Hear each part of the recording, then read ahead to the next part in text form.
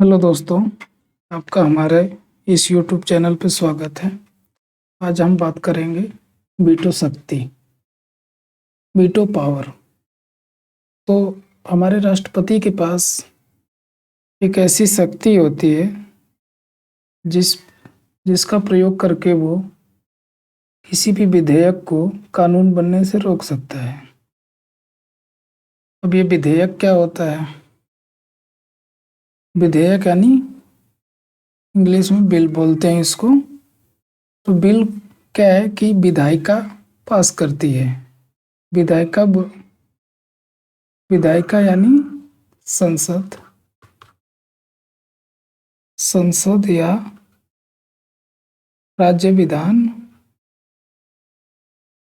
मंडल।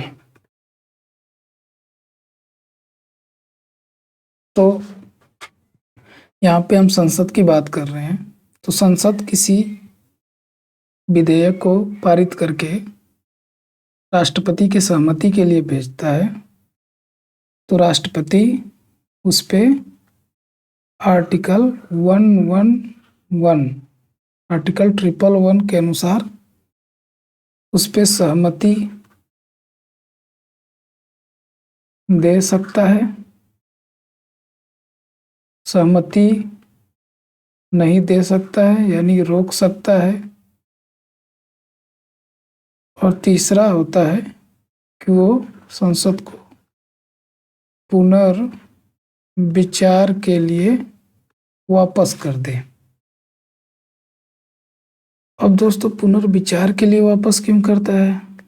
क्योंकि संसद है, अगर उसने जल्दबाजी में कोई कानून बना दिया जिसमें लोकहित प्रभावित हो, जनता का हित प्रभावित हो, तो राष्ट्रपति उसको पुनर्विचार के लिए वापस लौटाता है कि संसद इस पे विचार करे, चर्चा करे और फिर से इसको पारित करके स्वीकृति के लिए लाए। तो जब राष्ट्रपति विधेयक पे सहमति दे देता है तो वो विधेयक कानून बन जाता है। कानून बन जाता है यानी अब उस कानून के अनुसार कार्य संचालन होगा। दूसरा है, वो स्वीकृति नहीं देता है तो विधेयक लैप्स हो जाता है, यानी राष्ट्रपति इस पे अब क्या कर लिया? वीटो कर लिया। ओके। पुनर्विचार के लिए वापस लौट आता है तो संसद किसी विधेयक को उसमें दो कार्य कर सकता है। एक, विधेयक को संशोधन कर दे, संशोधन करके पारित करके राष्ट्रपति के पास भेजे। दूसरा होता है वैसे ही पुनः भेजे। तो इन दोनों केस में राष्ट्रपति के पास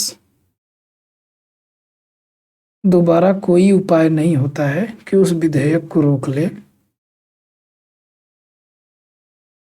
इस विधेयक को वो रोक नहीं सकता क्योंकि उसके लिए यह बाध्यकारी बना दिया गया है कि अगर कोई भी विधेयक पुनर्विचार के बाद वापस आता है तो उस पर सहमति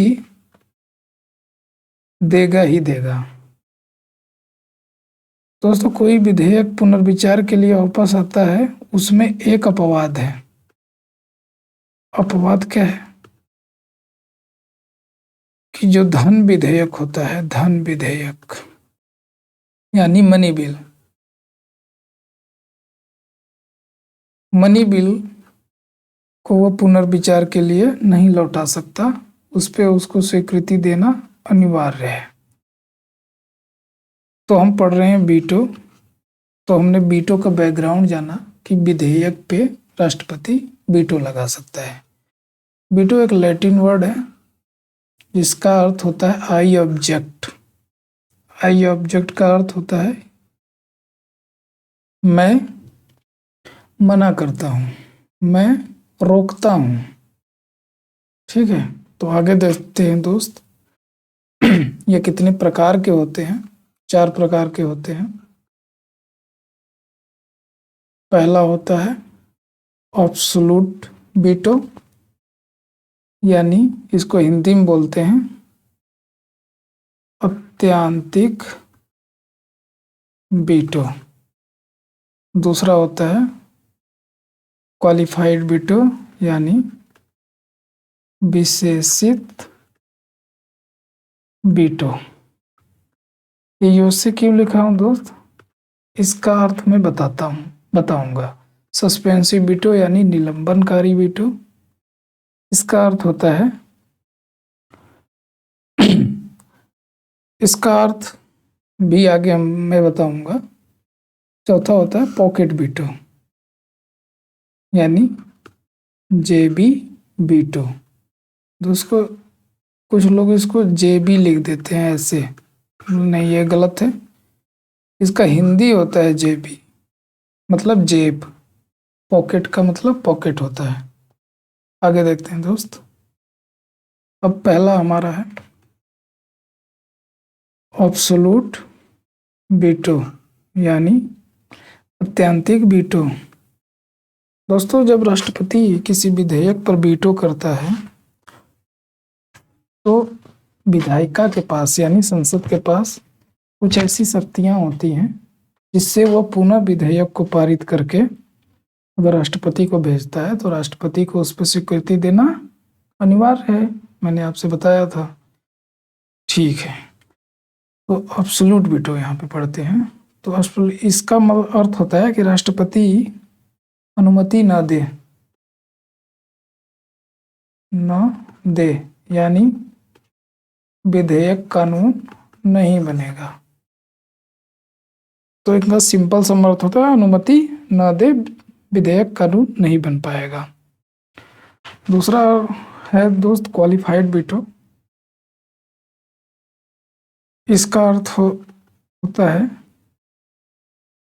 राष्ट्रपति जब वीटो करता है उसके बाद संसद दोबारा पारित करके भेजती है। कैसे भेजती है दोस्त, प्रक्रिया क्या होती है उसकी? प्रक्रिया होती है विशेष बहुमत। विशेष बहुमत से पारित करके भेजती है तो राष्ट्रपति को उस पर स्वीकृति देना अनिवार्य हो जाता है और वो विधेयक कानून बन जाता है। अब विशेष विधेयक क्या होता है इसके बारे में जान लेते हैं। विशेष बहुमत क्या होता है? कोई भी विधेयक अगर पूरे संसद के किसी एक सदन का संसद के किसी सदन के पूरे सदस्यों का 50% प्लस 1 होता है साधारण बहुमत। तो साधारण बहुमत प्लस संसद का 2/3 उपस्थित और मतदान करने वाले सदस्यों का बहुमत, मतलब 50% होना चाहिए प्लस 1 मतलब 51, 50% से एक अधिक होना चाहिए प्लस यह 2/3 जितने भी उपस्थित हैं और मतदान करने वाले हैं उसके 2/3 से यह कम नहीं होना चाहिए 50% प्लस 1। ये होता है विशेषित वीटो, क्वालिफाइड वीटो। दोस्तों अभी मैंने बताया था कि इसके आगे यूएस से लिखा था। ये क्यों लिखा था? क्योंकि हमारे भारत के राष्ट्रपति के पास 3 ही वीटो की शक्तियां होती हैं। पहला एब्सोल्यूट का होता है, क्वालिफाइड का यूएसए के राष्ट्रपति के पास होता है, भारत के राष्ट्रपति के पास नहीं होता ये वीटो। तो अगर क्वेश्चन आएगा कि इनमें से राष्ट्रपति के पास कौन सी शक्तियां नहीं है, अगर क्वालिफाइड वीटो है या विशेषित वीटो है तो उसको आप मार्क करोगे कट। नेक्स्ट देखते हैं सस्पेंसिव वीटो यानी निलंबनकारी वीटो। जब राष्ट्रपति के वीटो को विधायिका यानी संसद साधारण बहुमत से